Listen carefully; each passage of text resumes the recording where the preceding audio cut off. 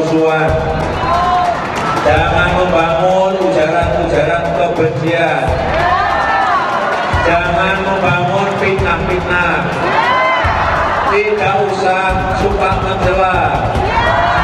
Tidak usah suka menjelekkan orang lain. Tapi kalau diajak berantem juga berani.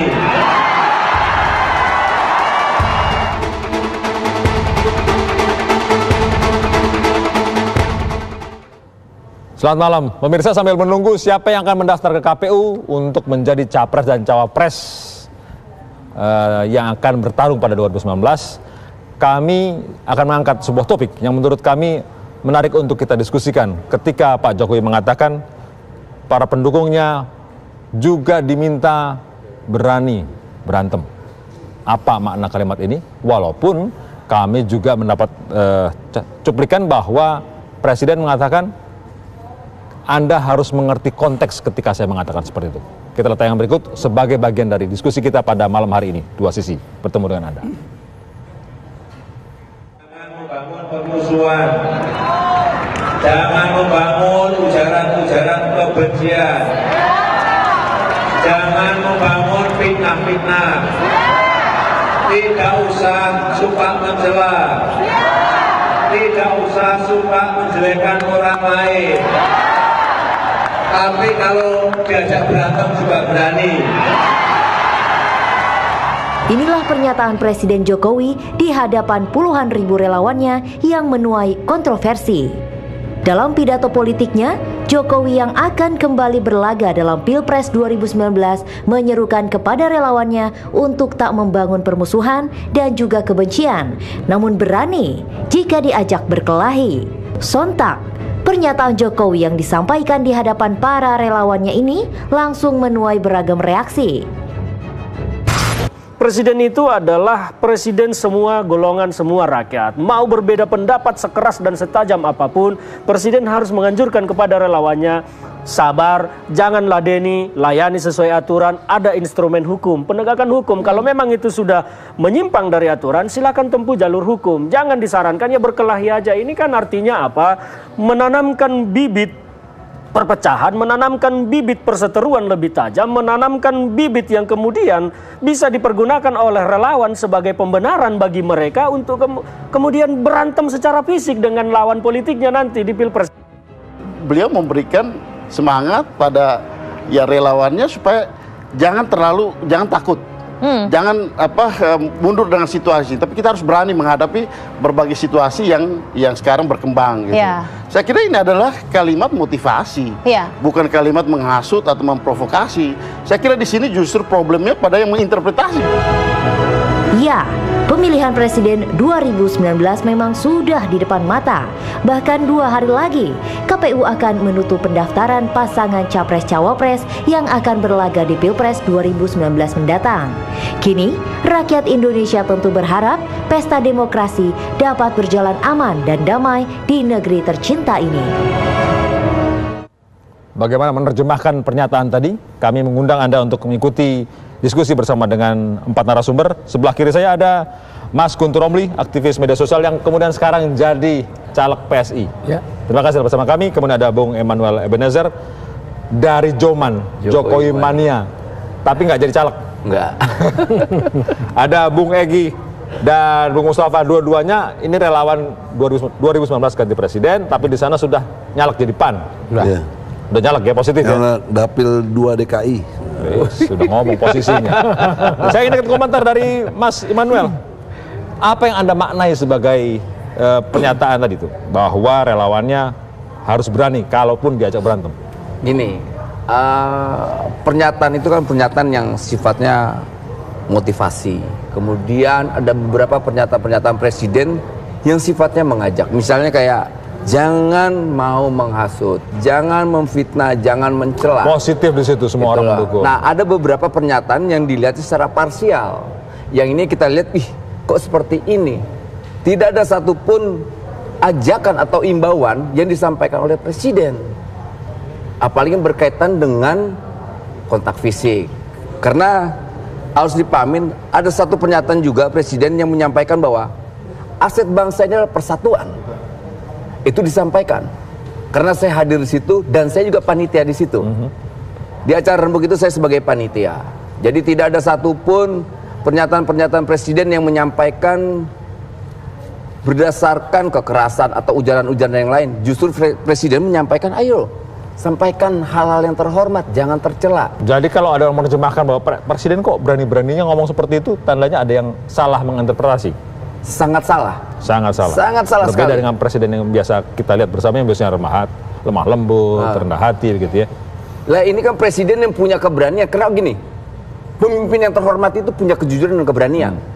Kalau tidak berani jangan jadi pemimpin. Itu dong. Menarik sekali. Mas Mustafa, komentar Anda. Tidak pantas. Dalam hal Tidak apa pantas. Jadi seorang presiden yang dia harusnya memiliki wibawa mengatakan sesuatu yang itu tidak seharusnya keluar dari mulut seorang presiden. Jadi begini, menurut saya kalimat berantem itu adalah kosakata baru yang dimiliki Pak Jokowi. Sebelumnya itu sangat terbatas sekali pada ikan, ya, pada nama-nama ikan. Kemudian nama-nama pulau. Nama ikan itu kan munculnya pada saat tanya jawab dengan yang kita ketahui dari media kan sebatas itu aja, nama ikan, nama pulau, jumlah bahasa, jumlah budaya, jumlah suku bangsa, itu aja yang selama saya lihat di televisi. Sekarang tambah kata-kata berantem. Jadi sangat beda sekali. Saya bingung menentukan. Kan Mas Nol katakan ini motivasi. Kemarin saya lihat di TV dari Projo kalau tidak salah mengatakan, oh itu kiasan. Yang betul yang mana sih sebenarnya?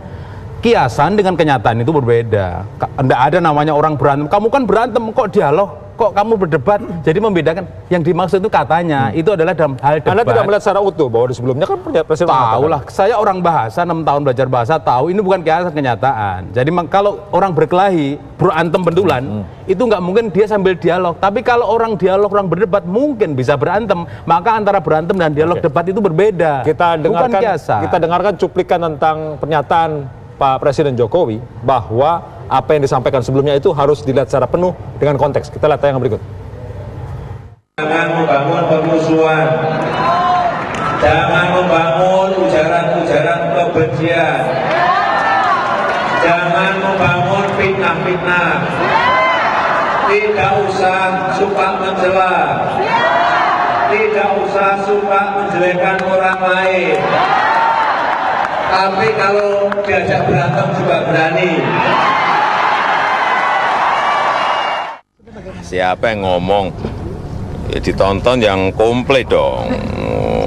Saya sampaikan bahwa aset terbesar kita adalah persatuan, kerukunan. Oleh sebab itu jangan sampai, saya sampaikan, membangun kebencian, saling mencela, saling menjelekkan. Saya sampaikan itu, coba diruntuh dari atas. Jangan diambil sepotongnya saja, nanti yang enak yang komentari kalau seperti itu. Dilihat semuanya secara keseluruhan, konteksnya akan kelihatan, ya. Oh, konteks tadi itu yang dilihat. Pernyataan Mas Guntur Romli menanggapi pernyataan beliau yang tadi ini.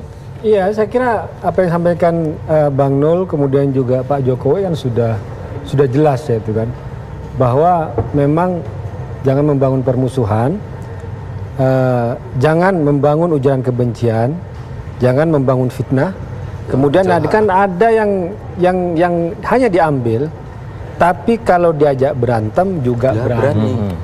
Tapi kalau diajak berantem juga berani. Tidak pantas menurut dia. Kemudian, tapi jangan ngajak loh ya. Kalau terusan di sini nggak ada. Saya bilang tadi, tolong digarisbawahi, jangan ngajak. Kalau diajak tidak boleh takut. Berani dan tidak boleh takut. Intinya kalau ada yang ngajak kelahi ya jangan takut, harus berani gitu loh. Maksudnya bukan untuk melakukan atau membalas ya, tapi yang penting ya nggak usah takut gitu loh. Kamu diajak berantem kan, nggak usah takut. Ini kan pepatah yang umum ya di kalangan kita, masyarakat kita. Saya dikatakan carilah kawan. Tapi kalau ketemu musuh jangan lari. Itu kan biasa. Biasa tuh ya. Biasa tidak ada kepatutan atau tidak gitu ya. Nggak perlu saya dengarkan besarkan sebenarnya itu yang menurut saya. Gini, kalau datarannya, maksudnya, katanya nggak ada endingnya kan, kita harus pakai ukuran di negeri kita ini kan hukum.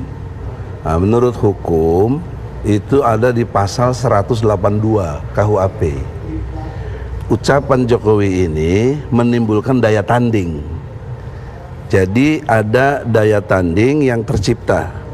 Misalnya, sekarang aku tantang kau berantem. Ayo sini berantem. Itu ngajak dong. Iya, saya ngajak nih. Ya kan? Terus? Kalau ikutin omongan Jokowi, jangan takut kan? Terjadi berantem. Nah, disitulah kena hukumnya. Karena nggak takut. 9 bulan. Anda buka 182. Yang kena hukumnya itu yang mana? Yang dua-dua. Dua-duanya. Dua-dua. Karena itu jadi penganjur dia. Belum lagi dikaitkan dengan pasal 55 KUHP. Jadi dalam perspektif ini kita intelektual. Jangan pokoknya katanya maksud saya. Nggak ada maksud. Tapi kan bicara konteks. Nah, konteksnya sudah benar kalau Jokowi berhenti sampai kata jangan fitnah, jangan ini, jangan ini, titik, top. Tapi kenapa harus pakai ditambah? Karena Prabowo juga ngomong jangan pakai kekerasan, mesti taat hukum, patuhi hukum, titik, sampai di situ. Nah, kenapa Jokowi pakai nantang-nantang lagi? Sekarang kalau saya tantang gimana? Kok aku tantang? Misalnya, aku tantang dong. Ini saya mau buktiin omongan Jokowi bahwa itu salah. Salahnya apa? Karena saya nantang nih. Saya kena hukum juga, ya. Itu konteksnya jika berantem atau bukan? Berantem. Pada saat Jokowi pidato tidak pernah menyampaikan kesan berantem. Orang dia ngomong kalau diajak berantem juga berani. Ya, kalau diajak berantem juga berani. Dong, Bang. Anda ngerti nggak logika bahasa yang sangat jelas secara ilmu hukum bahwa kalau diajak kalau ada alasannya tentunya juga jadi ini bukan kiasan, bukan lawan. Ini adalah pengandaian.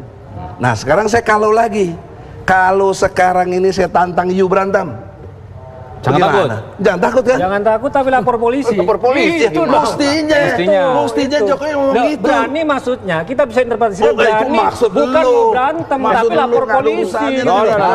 Kita kan interpretasi. Tapi nggak diucap sama Jokowi. Prestasi yang salah. Jangan Itu takut logika tapi berani. Iya. Presiden menyampaikan dalam konteks Oke. Soal lapor polisi. Pemimpin yang pakai logika preman. Enggak bagaimana. Pemimpin, itu pemimpin yang berani, yang punya motivasi. Hukum ente nggak ngerti hukum sih susah. Ini persoal pernyataan. Ya, pernyataan itu berakibat hukum. Yang mana? Yang tadi. Kalau diajak berantem, you mesti berani. Lalu presiden harus bilang takut. Kalau gitu kita break dulu. Kita break dulu. Kalau kami akan kembali saat lagi karena kami belum mendengarkan suara dari ahli semiotika. Kami kembali saat lagi. Berani.